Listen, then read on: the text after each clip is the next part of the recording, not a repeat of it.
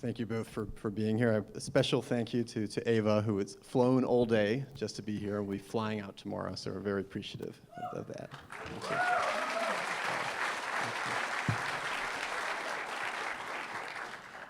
This is such a amazing and nuanced performance. It's really special to watch it develop, for the whole film, and it's a collaboration in a way as well. I just want to start off, though. I mean, how did you come to this role? How did you? What was the proposal? It's a very interesting character to be offered. Yes. Yeah. Well, I had this 1.5 years ago. This very awkward phone call from a stressed casting director who was kind of trembling on his voice and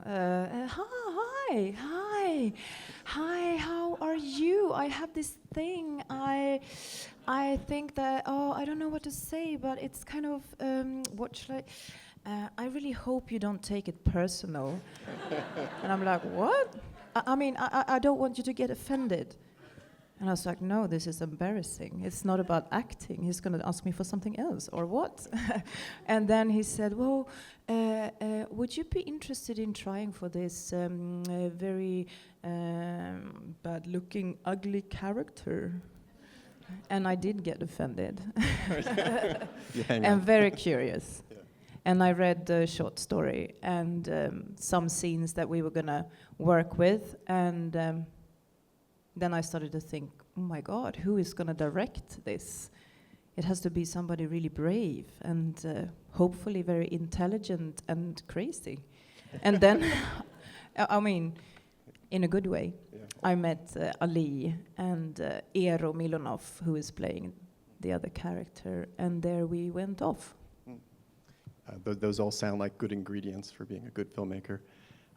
I mean, how do you go about building a character like this? And maybe you can both speak to this, because you're the makeup artist who helped design this. So how do you kind of collaborate in making a character like this, where working from the interior, the exterior, and building something that's a look that's expressive and that you can express through, because it can be challenging with that amount of makeup. Well, I kind of assume that when we did the test makeups for this, that it gave Eva something to work with, to begin with. Because basically I based the design on what I could get out of Ali when it came to discussing this, because it's a hard one to really nail down. And he didn't really have a good idea. I think from the beginning, they were talking about a makeup that should take less than an hour to stick on, basically meant like a forehead. That was like the original when they called me. Okay, it can't take long. Just like it would just be one part. And I was like, okay, forehead, that's all we can do. And then when I started investigating what he wanted, he didn't really know, and then I started getting an idea that he wanted more and more and more. So basically, I don't know how many pieces we have now, 9 pieces or something. It was even 6, the eyelids. 7, 8, 9, 9 prosthetic pieces covering her face. And of course, once we got to that point of having that design, they started asking me, like, can we make the makeup time shorter? I said, yeah, we can take stuff off, but we had kind of reached the look that we liked. But when it came to actual design, there wasn't a lot. I think I got a sketch eventually from the director that was basically Neanderthal. And Eva doesn't look like Neanderthal.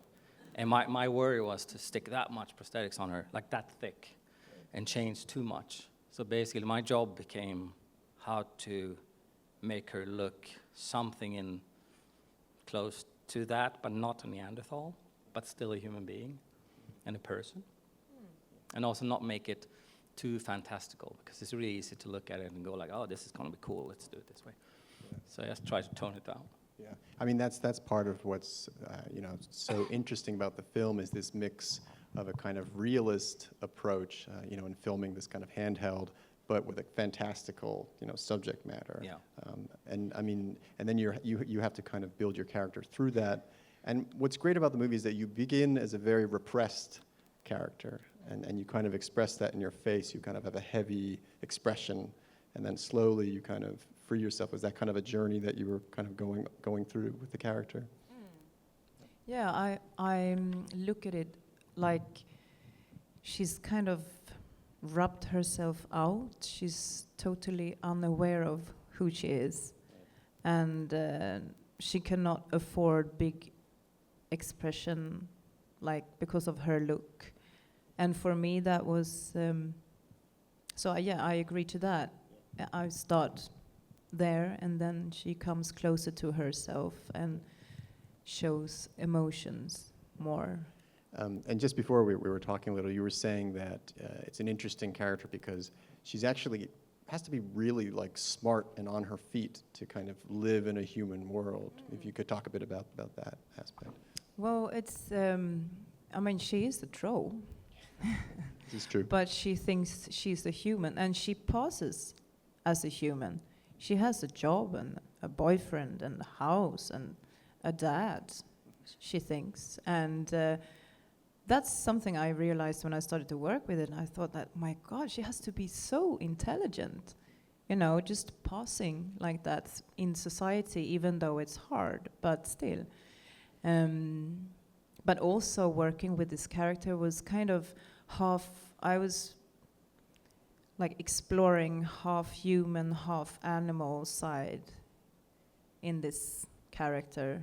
And I'm a stage actress as well, and I think during the years on stage I've been really trying to find the borders sometimes. I mean, shooting films as well, you do that. I mean, acting is about that, I think, really trying to find where the borders goes within me, and what can I do, and how much can I do, how awkward things can I do, and the audience will still listen to what I say or do.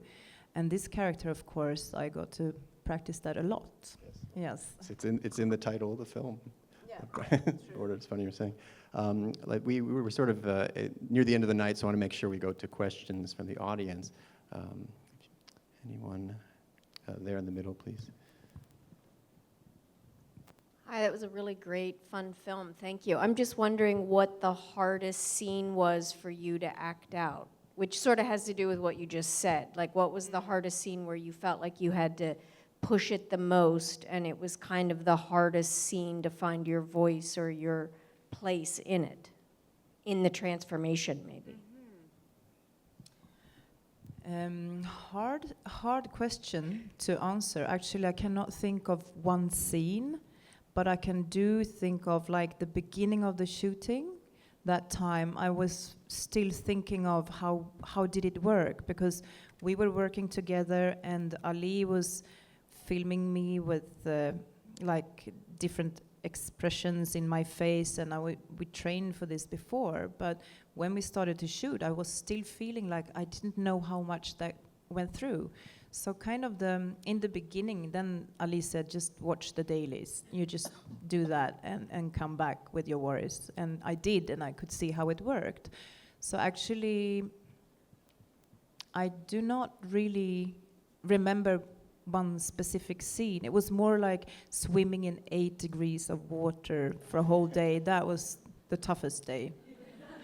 that what I would remember, like, wow, that was something hard. Here in the front.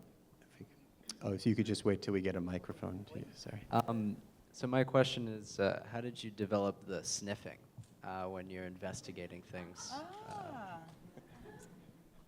YouTube. Since my lip, this lip, was the only thing in my face that was not covered with silicone or gelatin. And I was looking at dogs on YouTube, like sniff dogs that were like her colleagues, but dogs. And you know how your lip, like not your, but a dog nose and lip kind of goes together. And that's actually where I got my inspiration. And that's where I found it, the way of doing it. So it was, as it usually is, you have a restriction, and then you have to be creative. Yeah. Good question. I mean, and just to look at the kind of a makeup design side of that, like how do you make sure that there's enough, mobility and expressivity? It's just like a choice of materials, partly, I guess. Well, it's both a choice of materials, but it's also knowing how thick you can go in certain places. And And I think it also comes down to experience, you know, because you try a lot. It's all like, we're guessing a lot when we do this, based on experience. And then we had a little bit of a chance to try something, because we did a whole makeup on Eva to show Ali, and then we redid the whole makeup again. So we kind of had a chance to actually do it once. But there's a lot of guessing and from experience. So. Question. Hey, so besides the makeup, can you talk about what other physical transformation you had to bring to the part? You know, body or whatever, you know, the changes that you had to go through. Yeah, physically. I did gain 40 pounds, 18 kilos. That was hard too. And that was both muscles and fat. So, and I had a personal trainer, and we were doing bodybuilding from the waist and up, and kind of overtrained the body. So that's why I'm kind of so stiff in this film. And the body it's like fat and overtrained muscles trying to fit under my skin, kind of. And so that was, I mean, really a big part of it. And Ali asked me after that I got the part, and he said, what do you think about gaining 10 kilos? And we had quite a short time, and I was like, okay, that's his vision, but it sounds a lot. But okay, just put me together with somebody who knows this, and I'll go for it. And ended up with 18 kilos. So that was maybe a bit crazy, but good for the character. So yeah, so actually I had a schedule on my fridge, eating every 1.5 hours, and a certain amount of calories every day, and don't like do any cardio. And yeah, so I mean it's crazy. I was sweating, and I had this my do you say temper? No, like your mood. Yeah. Mood swings. Yeah, like up and down, and hard to sleep at night, and it's quite crazy. I mean, why would I do that? But I did, and I thought it was good. So it was a lot about that. Mm. Oh, exhausting. In the middle there. How did you develop the voice? Because her voice, the character's voice, is very different than your actual voice. Wow. I guess it's a lot of thoughts and like work, but it kind of comes along the way.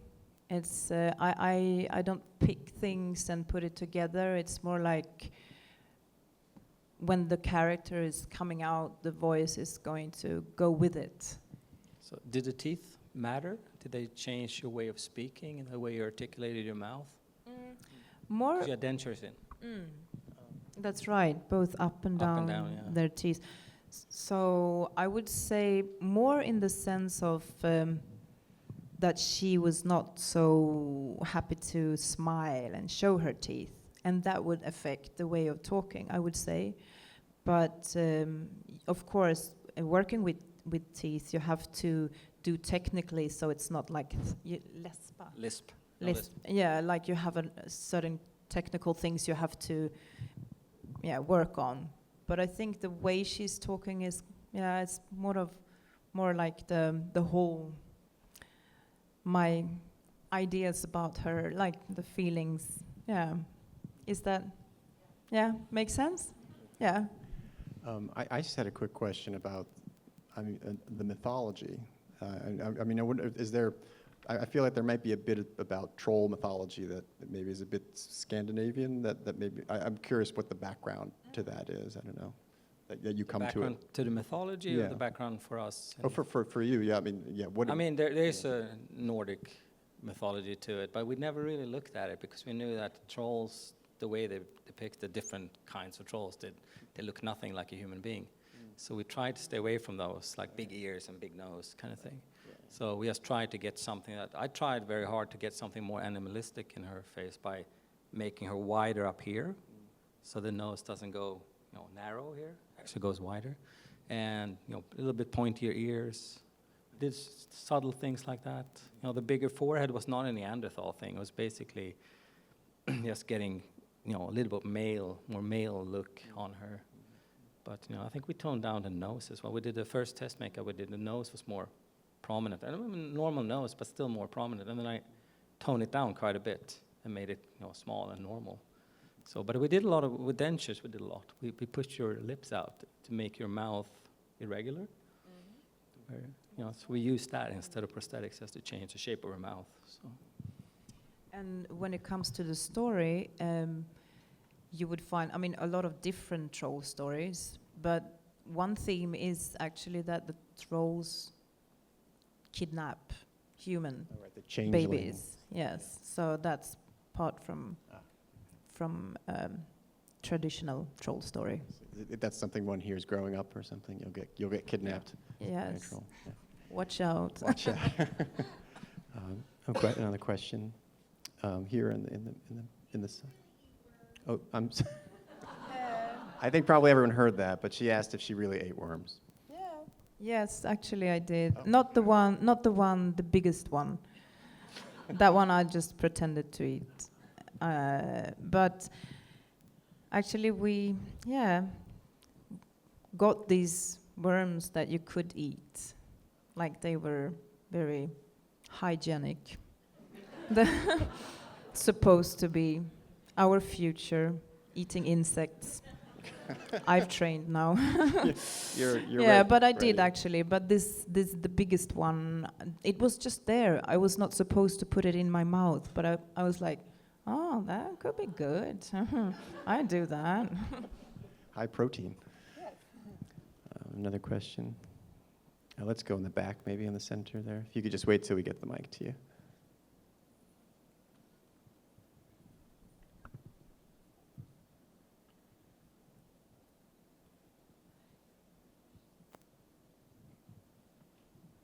The setting was so fantastical. Where was it set? How long did it take? How long did it take you to put your makeup on every day? 4 hours. Wow. And where was the setting? Where was it shot? In two places. In the southwest of Sweden, outside Gothenburg. Yeah, it's called Sätila, small place. And also a bit further up from north of Stockholm as well. All the ferry things were from there. And very quickly, how long did it take for the film to be shot on sites? 7-8 weeks, like 2 months, I would say. Extraordinary work. Thank you both. Thank you. Another question? Here on the side there.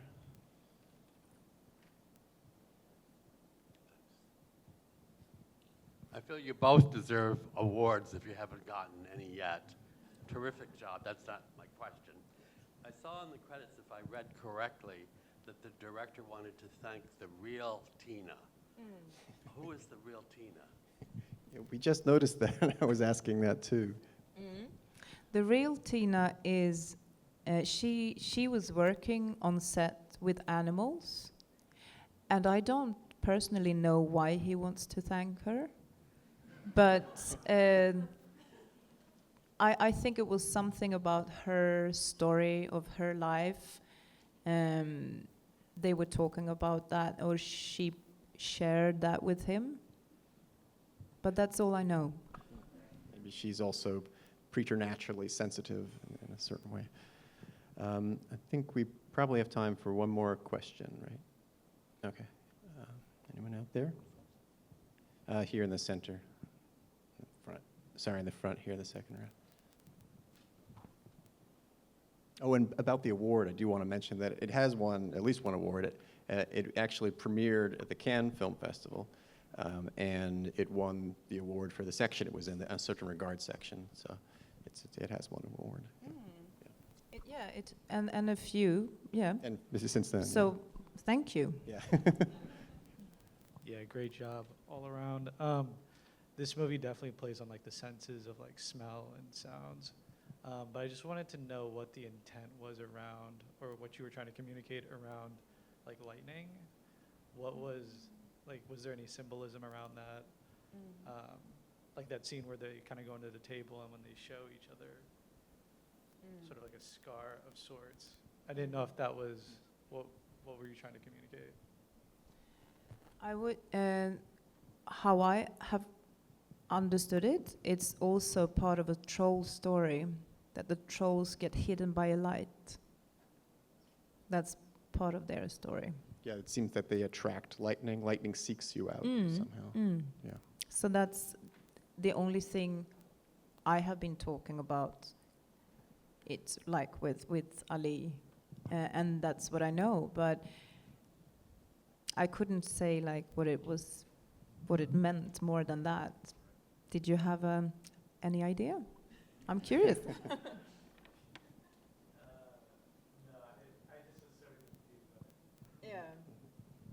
It's part of the troll history, the story of trolls. You'll need to have a sequel to sort that out. I think it might be interesting for everyone to hear the next project you're working on, or actually the project you're working on now, and part of the reason why you're here for a day. Yeah. Oh yes. Yeah. Yes, I'm doing Richard in Richard III, Shakespeare, at home in Sweden. So we had the opening last spring, and now we're just putting it up on stage again. So we're gonna do the first show on Saturday. So we're just like working really hard. But yeah, that's a great part. Yeah, Crazy person too. I mean, Tina is not crazy, but he is. Yeah. I mean, is there a particular challenge that you like about, putting on, this kind of, I don't know what to say, changing your appearance like that? Because Richard III often is a character that, you put on a bit of a, prosthetic or something as well. I don't always Not do always. that. But, but just these two, it's interesting. Yeah, these two are they are interesting because they have that in common. They look very different. Yeah. Yes, they have their, what do you say, where they stand on Earth. Towards the rest of the world, they are outsiders. They are so different, but that's true, though. Yeah. No, I don't mean to typecast you on the basis of those two things already. And Göran, what's the next project that you're working on? Well, I'm working here at the moment. I'm working on a Netflix project for a New York-based company. So I'm basically not supervising this time. I'm basically just an artist working on a Jamie Foxx movie. I don't know if I can talk too much about it. It's some sort of a supervillain thing. So. Great. Wow. All right. I think that's all the time we have for tonight. But thank you both so much for coming. Thank you. Thank you.